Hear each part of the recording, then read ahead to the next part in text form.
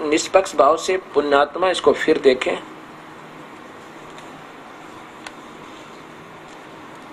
ये देखिएगा, सामवेद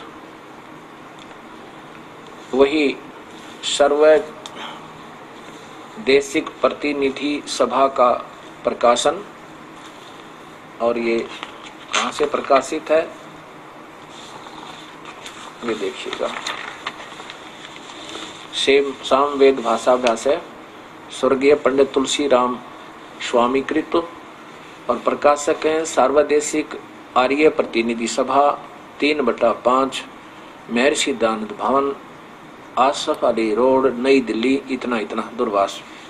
इसमें 1400 नंबर संख्या। सामवेद में एक विशेषता है कि इसमें संख्या नंबर सीधा लिखा है, कोई विचलित हो ही नहीं सकता। ये देखो, ये 1400 नंबर है। भद्रा वस्त्रा, ये कबीर महान कबीर नीवचनानी संसन। ये देखो, भद्रा वस्त्रा, तेज पुंज का चोला धारण करके, उस थोड़े तेज वाला मनुष्य जैसा, सामान्य उसी के समान दूसरा रूप बना के, वस आने, वस माने रह के, आने माने जीवन जी का, व्यक्ति की तरह जीवन दिखा के रहता है। महान कबीर, वो सर्वशक्तिमान कबीर परमेश्वर, नीवचनानी संसन, नीवचनानी अपने लोकोक्तियों शब्दावलियों के माध्यम से सत्य ज्ञान संसन यानी वर्णन करता है। आवत्स पूयमान चमवो पूयमान है विचक्षणो, होय होय।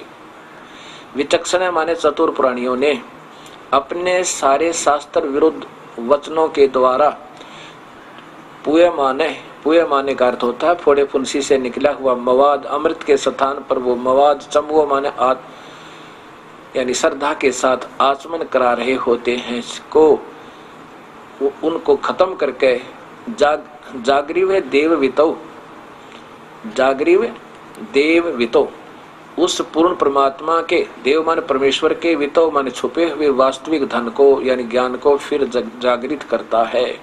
विचक्षण माने चतुर प्राणियों से, पूय माने बड्डे पू की मात्रा है, बड्डा पूय का अर्थ होता है फोड़े फुंसी से निकला हुआ मवाद को वो चतुर प्राणी गलत साधना, शास्त्र विरुद्ध साधना बता के उनको अपने सारे भाषणों में, सारे प्रवचनों के द्वारा ये अमृत के स्थान पर नरक पिला रहे होते हैं। उस समय वो अपने वास्तविक ज्ञान को जगाता है।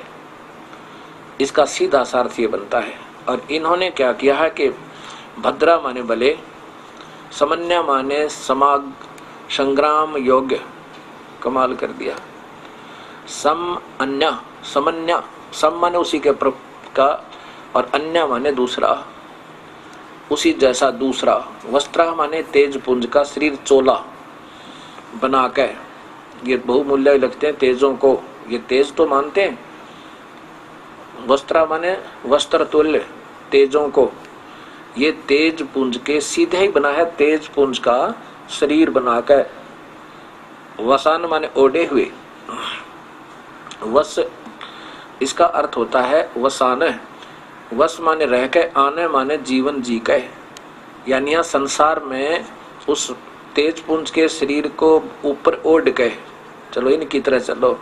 उस तेज पुंज के शरीर को वास्तविक शरीर के ऊपर ओढ़ के वो महान कबीर, वो पूर्ण परमात्मा कबीर, महान कबीर। अब यहाँ थोड़ी सी यहाँ बात बिगड़ती चली गई। अगर यहाँ कबीर लिख देते तो दूध लिख देते, यहाँ पर वो दूध है जिसकी महिमा गा रहे हैं, वो यजुर्वेद है जिसमें ये महिमा बता रहे हैं, ये महान कबीर परमात्मा है जिसके अंदर ये गुण है, वो आता है।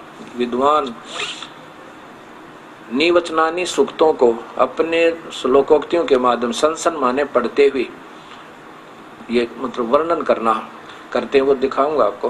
विचक्षण माने दृष्टा, विचक्षण का अर्थ चतुर प्राणी। जागृह माने आलस्य प्रमाद रहित पुरुष के सम्मान।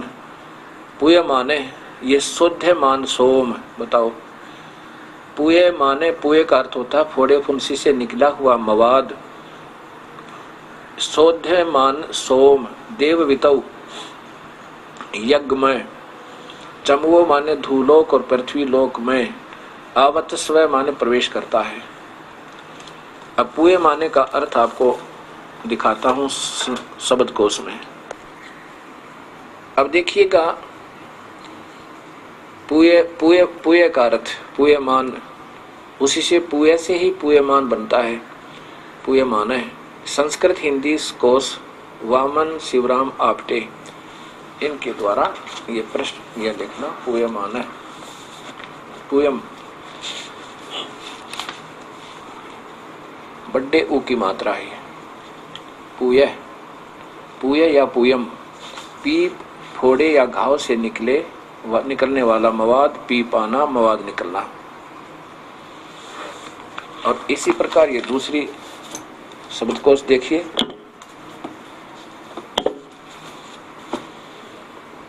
भाषा शब्दकोश, ये है श्री राम नारायण लाल, ये देखिए श्री प्रकाशक है राम नारायण लाल बैनी प्रसाद, प्रकाशक तथा पुस्तक विक्रेता इलाहाबाद। ऐसे ऐसे कई हमारे पास, लेकिन हम एक ही दिखाने की चेष्टा करते हैं, एक दो। और देख सकता है समाज कोई ऐसी दिक्कत नहीं, हमने कोई किसी द्वेष नहीं, हम चाहते हैं कि अब भी फिर बात समझ में आ जाओ तो अच्छा ही है। यहाँ देखिएगा, इधर पुए पीप मवाद, इसका दूसरा अक्षर ही नहीं बनता। अब वास्तविकता क्या है? कबीर साहब कहते हैं, साच कहूं तो जगमार ही,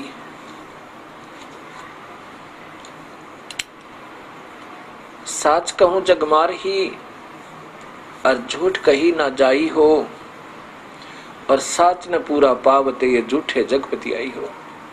सच्चाई बताओ तो नाराज होंगे, महसूस करेंगे, लेकिन ऐसा नहीं चाहिए। इसको फिर देखना चाहिए हमने, कोई बात नहीं, ना जाने ये तो कितने युगों का उलझा हुआ ज्ञान है, जब सुलझ जा तभी ठीक है। महर्षि दानव जी ने बहुत अनमोल काम किया है।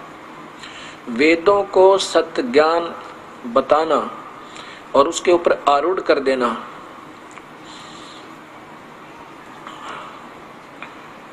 ये भी एक महान कार्य था उनका।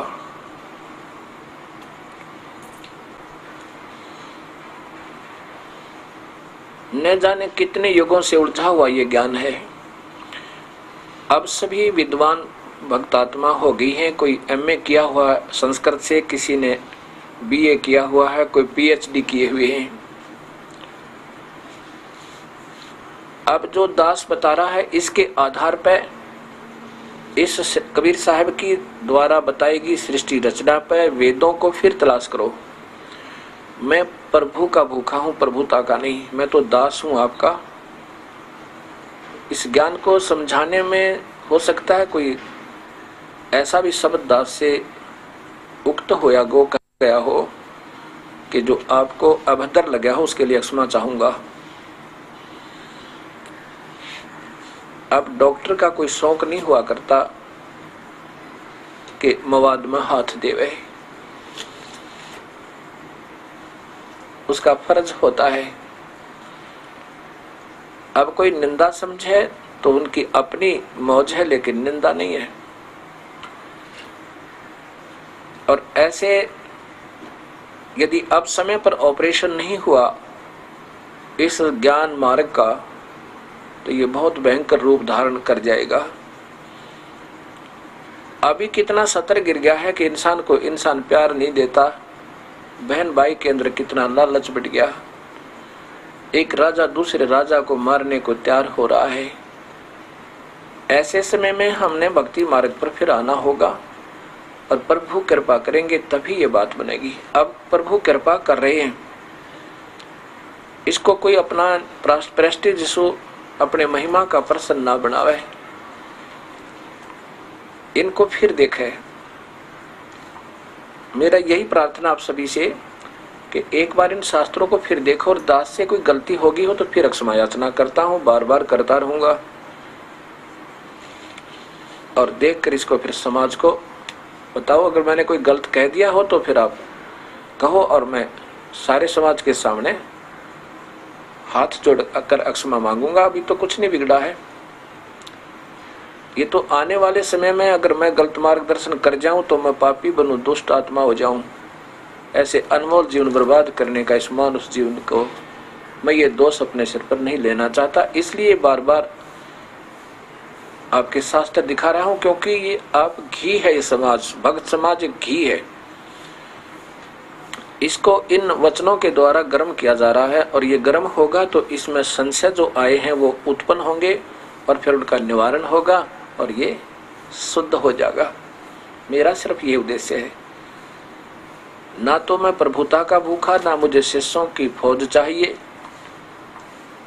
अगर इस दास से उपदेश लेना है, सारे ज्ञान को समझ कर सहर्ष हर्ष आ जाइए, हमारे बच्चों के तुल्य हो गए। बीड़ी शराब मांस तम्बाकू कभी पीना नहीं, पिलाना, आन उपासना नहीं करनी, जो दास बताओ ऐसे ही करना। 5 यज्ञ करनी होंगी, 3 सतिथि में नाम मिलेगा।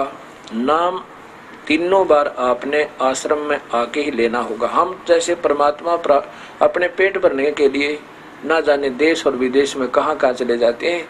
एक राशन कार्ड पर राशन लेने के लिए जब खड़े होते हैं 3-3 घंटे लाइन लग जाती है, और ना जाने कहाँ के कहाँ जाना पड़ जाता है प्रभु के लिए। यदि हम इतना भी समय नहीं लाएंगे रखेंगे तो फिर प्रभु प्रसन्न नहीं होगा। ये मनुष्य जीवन बार बार नहीं मिलता।